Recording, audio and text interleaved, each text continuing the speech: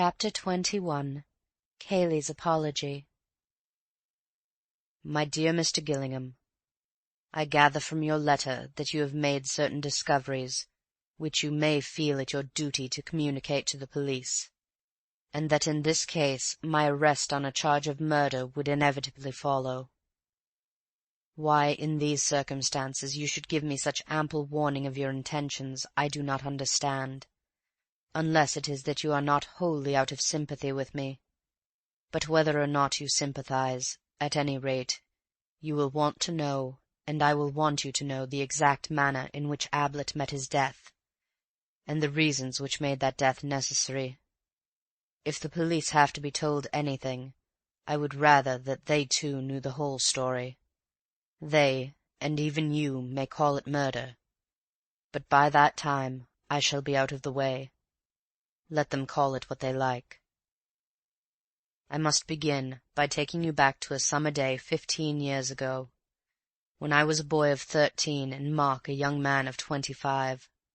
His whole life was make-believe, and just now he was pretending to be a philanthropist. He sat in our little drawing-room, flicking his gloves against the back of his left hand, and my mother, good soul, thought what a noble young gentleman he was, and Philip and I, hastily washed and crammed into collars, stood in front of him, nudging each other and kicking the backs of our heels, and cursing him in our hearts for having interrupted our game. He had decided to adopt one of us, kind cousin Mark. Heaven knows why he chose me. Philip was 11, 2 years longer to wait. Perhaps that was why. Well, Mark educated me. I went to a public school and to Cambridge, and I became his secretary. Well, much more than his secretary, as your friend Beverley perhaps has told you. His land agent, his financial adviser, his courier, but this most of all, his audience. Mark could never live alone. There must always be somebody to listen to him. I think in his heart he hoped I should be his Boswell. He told me one day that he had made me his literary executor, poor devil, and he used to write me the absurdest long letters when I was away from him, letters which I read once and then tore up. The futility of the man. It was 3 years ago that Philip got into trouble. He had been hurried through a cheap grammar school and into a London office, and discovered there that there was not much fun to be got in this world on £2 a week. I had a frantic letter from him one day, saying that he must have 100 at once or he would be ruined, and I went to Mark for the money. Only to borrow it, you understand. He gave me a good salary, and I could have paid it back in 3 months. But no. He saw nothing for himself in it, I suppose. No applause, no admiration. Philip's gratitude would be to me, not to him. I begged, I threatened, we argued, and while we were arguing, Philip was arrested. It killed my mother. He was always her favourite. But Mark, as usual, got his satisfaction out of it. He preened himself on his judgment of character in having chosen me and not Philip 12 years before. Later on I apologized to Mark for the reckless things I had said to him, and he played the part of a magnanimous gentleman with his accustomed skill. But, though outwardly we were as before to each other, from that day forward, though his vanity would never let him see it, I was his bitterest enemy. If that had been all, I wonder if I should have killed him. To live on terms of intimate friendship with a man whom you hate is dangerous work for your friend. Because of his belief in me as his admiring and grateful protégé, and his belief in himself as my benefactor, he was now utterly in my power. I could take my time and choose my opportunity. Perhaps I should not have killed him, but I had sworn to have my revenge, and there he was, poor vain fool, at my mercy. I was in no hurry. 2 years later I had to reconsider my position, for my revenge was being taken out of my hands.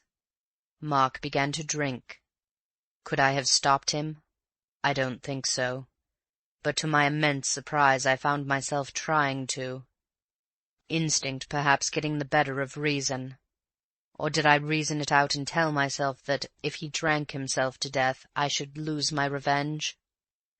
Upon my word, I cannot tell you, but for whatever motive, I did genuinely want to stop it. Drinking is such a beastly thing anyhow. I could not stop him, but I kept him within certain bounds, so that nobody but myself knew his secret. Yes, I kept him outwardly decent, and perhaps now I was becoming like the cannibal who keeps his victim in good condition for his own ends. I used to gloat over Mark, thinking how utterly he was mine to ruin as I pleased, financially, morally, whatever way would give me most satisfaction. I had but to take my hand away from him, and he sank. But again, I was in no hurry. Then he killed himself. That futile little drunkard, eaten up with his own selfishness and vanity, offered his beastliness to the truest and purest woman on this earth. You have seen her, Mr. Gillingham, but you never knew Mark Ablett. Even if he had not been a drunkard, there was no chance for her of happiness with him. I had known him for many years, but never once had I seen him moved by any generous emotion. To have lived with that shriveled little soul would have been hell for her, and 1,000 times worse hell when he began to drink. So he had to be killed. I was the only one left to protect her, for her mother was in league with Mark to bring about her ruin. I would have shot him openly for her sake, and with what gladness, but I had no mind to sacrifice myself needlessly. He was in my power. I could persuade him to almost anything by flattery. Surely it would not be difficult to give his death the appearance of an accident. I need not take up your time by telling you of the many plans I made and rejected. For some days I inclined towards an unfortunate boating accident in the pond.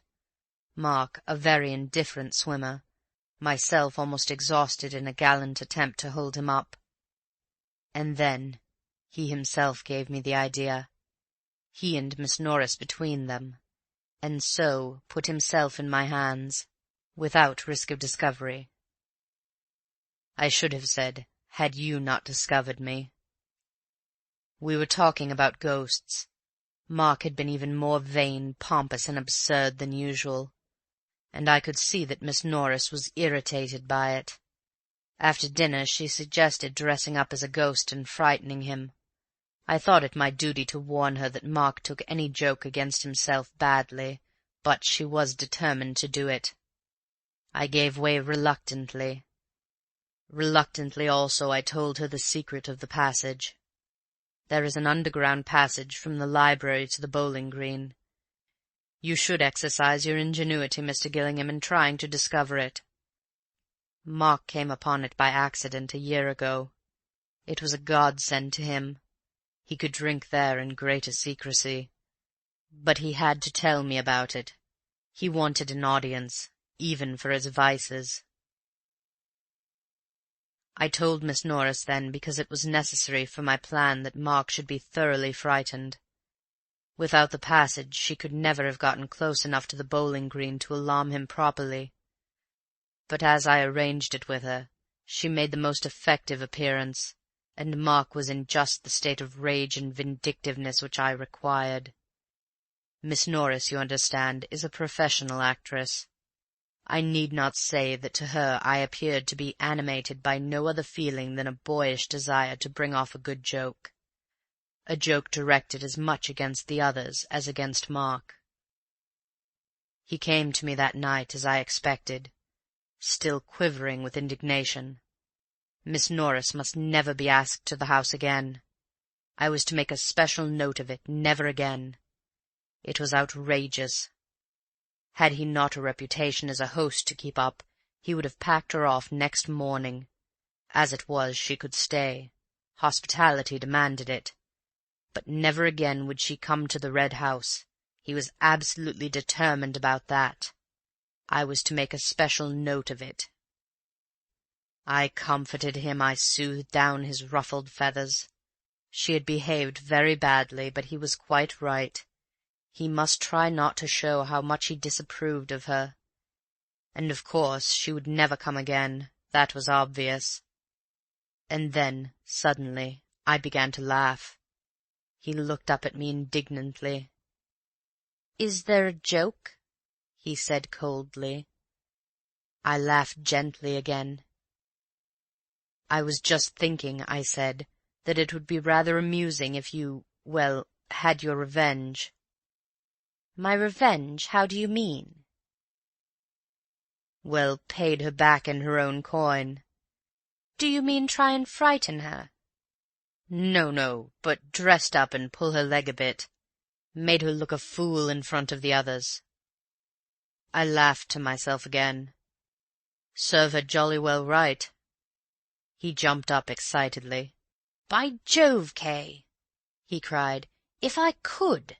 How? You must think of a way." I don't know if Beverley has told you about Mark's acting. He was an amateur of all the arts, and vain of his little talents, but as an actor he seemed to himself most wonderful. Certainly he had some ability for the stage, so long as he had the stage to himself and was playing to an admiring audience. As a professional actor in a small part he would have been hopeless. As an amateur playing the leading part, he deserved all that the local papers had ever said about him. So the idea of giving us a private performance, directed against a professional actress who had made fun of him, appealed equally to his vanity and his desire for retaliation. If he, Mark Ablett, by his wonderful acting could make Ruth Norris look a fool in front of the others, could take her in and then join in the laugh at her afterwards, he would indeed have had a worthy revenge. It strikes you as childish, Mr. Gillingham? Ah, you never knew Mark Ablett. "How, Kay, how?" he said eagerly. "Well, I haven't really thought it out," I protested. "It was just an idea." He began to think it out for himself. "I might pretend to be a manager, come down to see her. But I suppose she knows them all. What about an interview?" "It's going to be difficult," I said thoughtfully. "You've got rather a characteristic face, you know, and your beard." "I'd shave it off," he snapped. "My dear Mark." He looked away and mumbled. "I've been thinking of taking it off anyhow, and besides, if I'm going to do the thing, I'm going to do it properly." "Yes, you always were an artist," I said, looking at him admiringly. He purred. To be called an artist was what he longed for most. Now I knew that I had him. "All the same," I went on, "even without your beard and moustache you might be recognizable. Unless, of course—" I broke off. "Unless what?" "You pretend to be Robert." I began to laugh to myself again.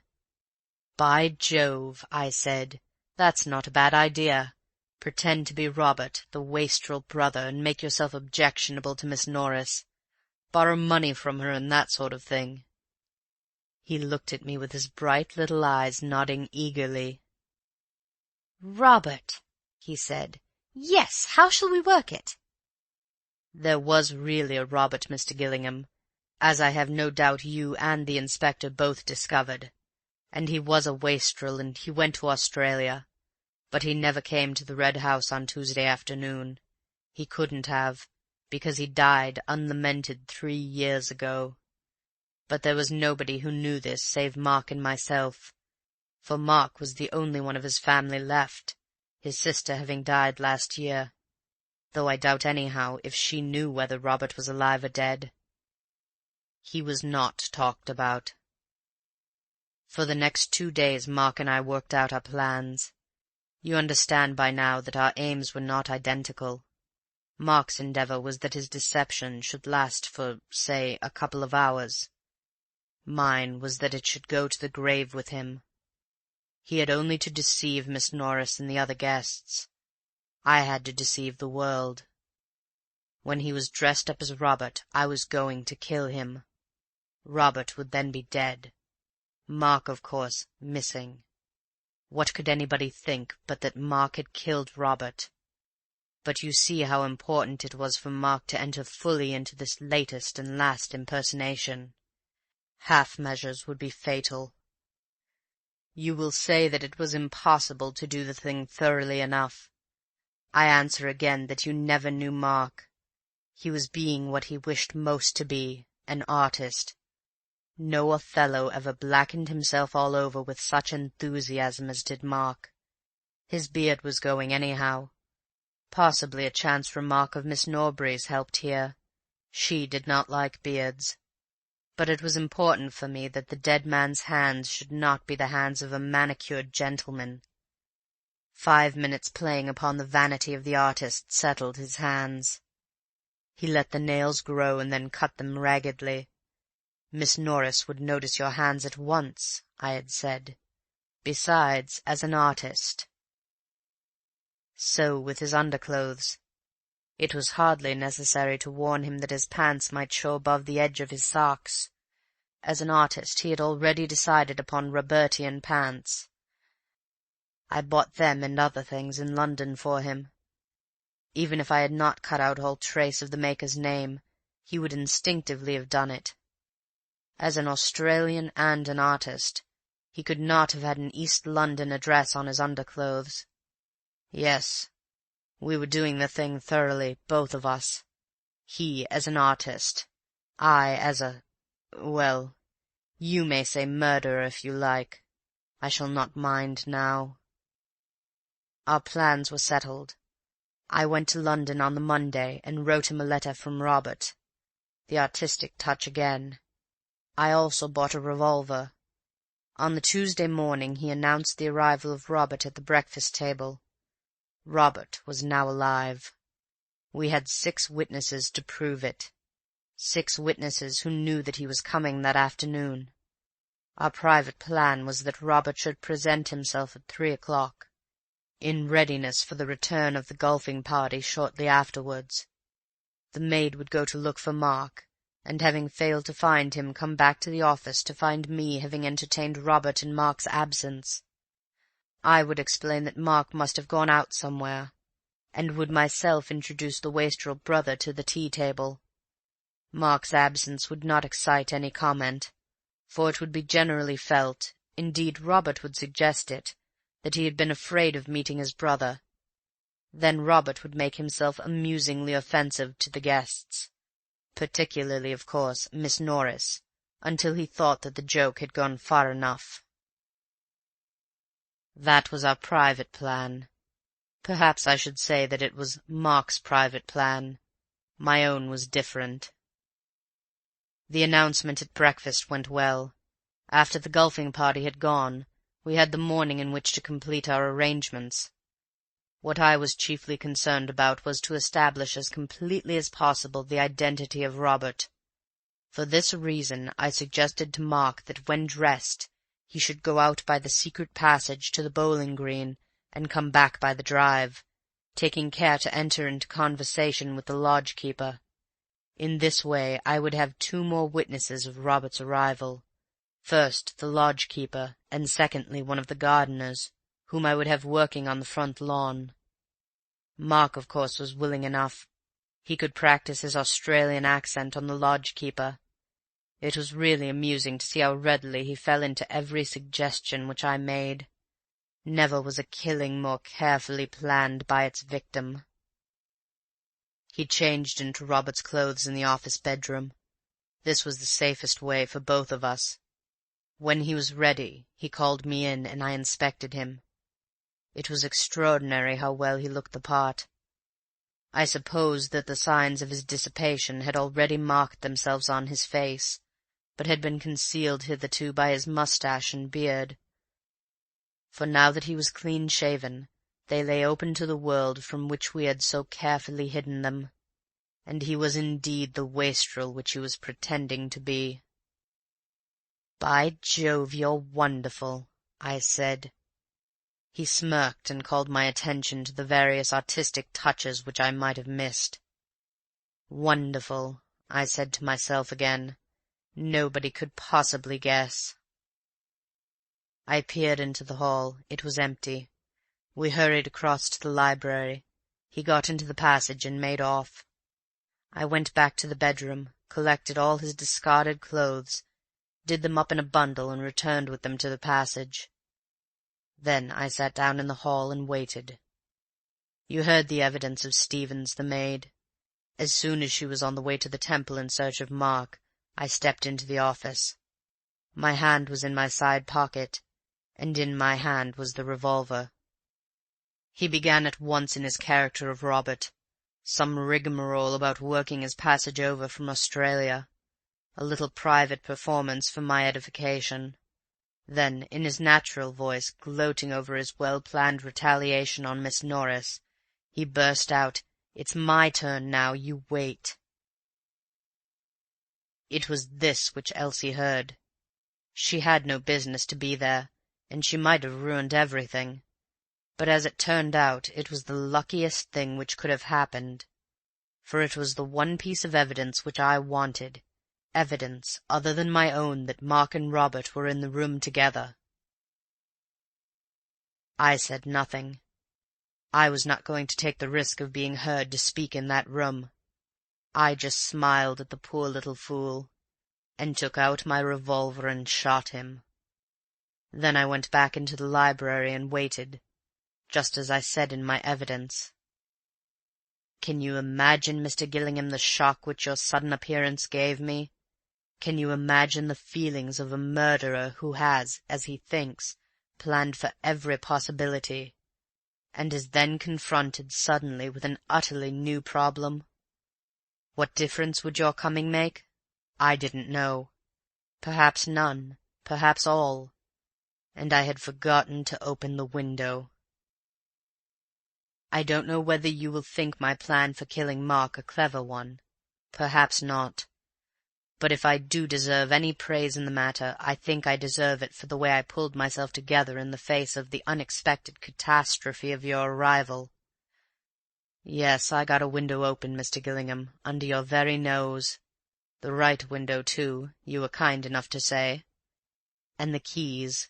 Yes, that was clever of you, but I think I was cleverer.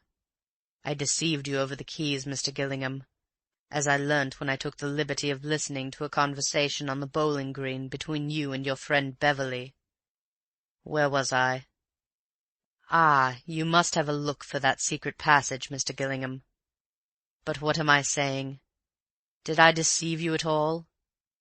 You have found out the secret, that Robert was Mark, and that is all that matters. How have you found out? I shall never know. Where did I go wrong? Perhaps you have been deceiving me all the time. Perhaps you knew about the keys, about the window, even about the secret passage. You are a clever man, Mr. Gillingham. I had Mark's clothes on my hands. I might have left them in the passage, but the secret of the passage was out now.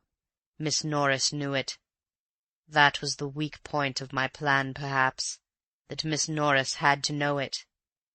So I hid them in the pond, the inspector having obligingly dragged it for me first. A couple of keys joined them, but I kept the revolver. Fortunate, wasn't it, Mr. Gillingham? I don't think that there is any more to tell you. This is a long letter, but then it is the last which I shall write. There was a time when I hoped that there might be a happy future for me, not at the Red House, not alone. Perhaps it was never more than an idle daydream, for I am no more worthy of her than Mark was. But I could have made her happy, Mr. Gillingham. God, how I would have worked to make her happy! But now that is impossible. To offer her the hand of a murderer would be as bad as to offer her the hand of a drunkard, and Mark died for that. I saw her this morning. She was very sweet. It is a difficult world to understand. Well, well, we are all gone now, the Abletts and the Cayleys. I wonder what old Grandfather Cayley thinks of it all. Perhaps it is as well that we have died out. Not that there was anything wrong with Sarah except her temper, and she had the Ablett nose. You can't do much with that. I'm glad she left no children. Good-bye, Mr. Gillingham. I'm sorry that your stay with us was not of a pleasanter nature, but you understand the difficulties in which I was placed. Don't let Bill think too badly of me. He is a good fellow. Look after him. He will be surprised. The young are always surprised. And thank you for letting me end my own way. I expect you did sympathize a little, you know. We might have been friends in another world, you and I and she. Tell her what you like. Everything or nothing. You will know what is best. Good-bye, Mr. Gillingham. Matthew Cayley. I am lonely tonight without Mark. That's funny, isn't it? End of chapter 21.